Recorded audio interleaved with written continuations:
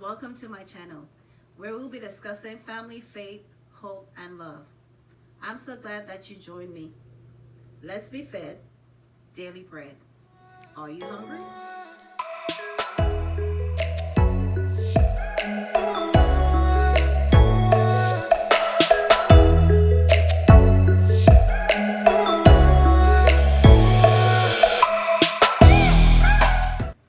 Welcome to my channel, episode 14.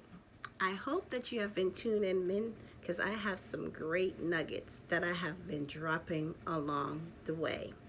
So, I'm going to dive right in today. What we're going to be talking about is friends. Friends. Dun, dun, dun, dun, dun. That was my song back in the day, but unfortunately, I didn't have any friends to jam to the song. So that's hilarious to me.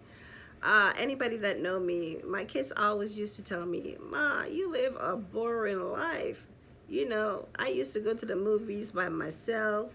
I go partying by myself, just me and the music. They'd be like, "What are you doing? What type of life in that? Where is your friends?" But I didn't have any because I didn't have anyone that I felt that I could have trust to be my friend. If you looked at my previous episode when I talked about resources, that people are of a resource, that was one of the hardest things that I had to do in reference to talk about people, because God knew that before I had this relationship, like building the intimacy with Him, it's like I was always like standoffish and didn't want to have anything to do with people, because I was like, people don't do what they're supposed to do. How are you going to trust them? And I did not want to have that drama at all. I was like, if I don't have to do it, I'm not going to deal with it. But God started to work in me, and not that I didn't have anyone, like it was like zero. It was just like one person. I can remember in elementary school, I had a really good friend, um, Asian ethnic. It was a guy. His name was David Sing Yang. We had so much fun as kids, growing up in the Caribbean, as he was Asian, and all the kids used to tease him. So I was that person who was like, "Don't worry about it, David. I got you." You know?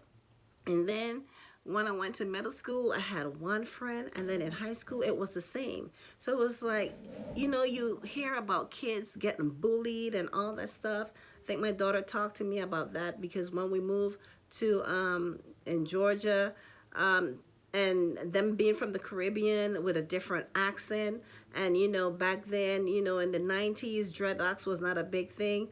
And I saw my daughter was like, how ironic it is that now the kids that used to bully her in school, they all now have dreadlocks. And it's like, why would you bully me back then? So what's the difference with it now? It's that because people are mean, kids, are mean, and people just don't treat people fairly.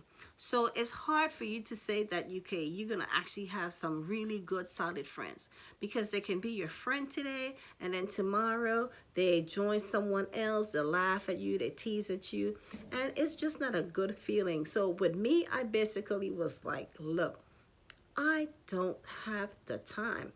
But God was like, that's not my intention for you.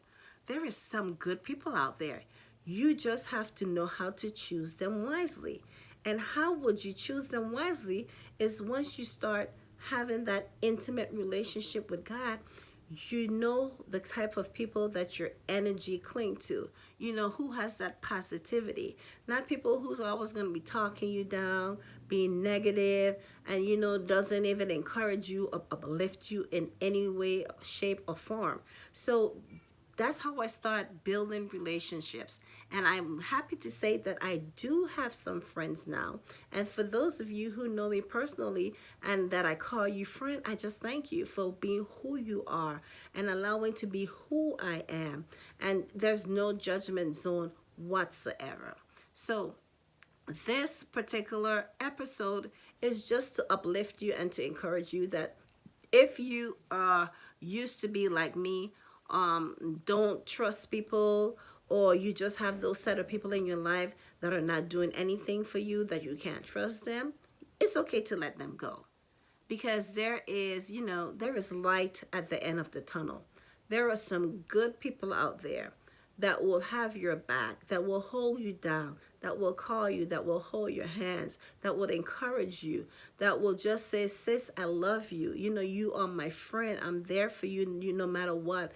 Call me. There are some good people out there. So don't give up, and then for those of you who have friends that have a whole bunch of them, start, looking to see, what it is that they are actually bringing to the table. Are they multiplying? Are they adding? Are they giving you life? Are they value? Or they're the ones that are just holding on and just sucking you dry in everything that you do? They don't, encourage you. They're waiting for you to fail. In most of the movies that I look at, especially the ones that are depicting the rich and the famous, is like once they start losing their money, they start losing their friends. And those are not the type of people that you want in your friend circle. So this particular episode talking about friends is just for you to just check yourself and check to see who is in your circle. My daughter always has a saying that, hey, if you have a sneeze or you start coughing, you start seeing people disappearing, thinking, oh, something is wrong with them, or they don't want to be around you because, you're not doing well, so they can't hang around you. And, for her particular situation, she's been dealing with a particular illness, and for some reason, her friends then made her illness about them. It's like, oh, so you're sick, you're not feeling well.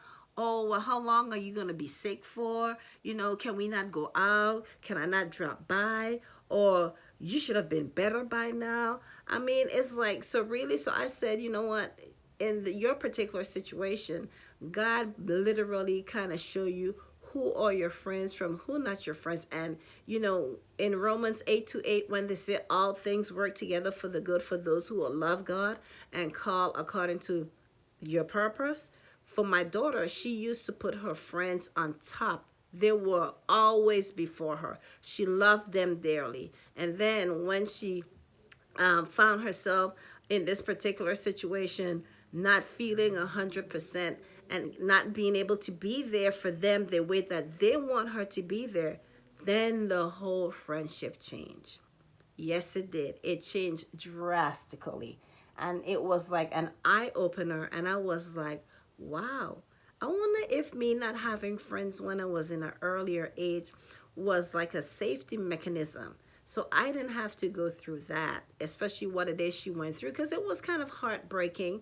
And as a parent, you don't want to see your kids go through anything that is not good for them. But it was a blessing in disguise, because now literally. And she's like, I literally have one friend. And I said, welcome to the one friend club. But I've graduated. I have more than one friend now. But it's just all about perspective, how you see things and how you look at things. So I pray for you today that you have a great circle of friends that are going to be there with you no matter what. That's going to be through the thick and the thin, through the good, through the bad. Either if you're happy or you're sad, they're just going to be there for you. That is definitely my prayer for you, because I know that I have watched some people go through some stuff, my kids, family members, and it's not good when because we are built to be around people and to have friends and to be loved. So God is love, and I love you. And I hope that this little nugget will do something for you. Thank you for tuning in as always. Are you hungry? I know I am. Let's be fed. Daily bread.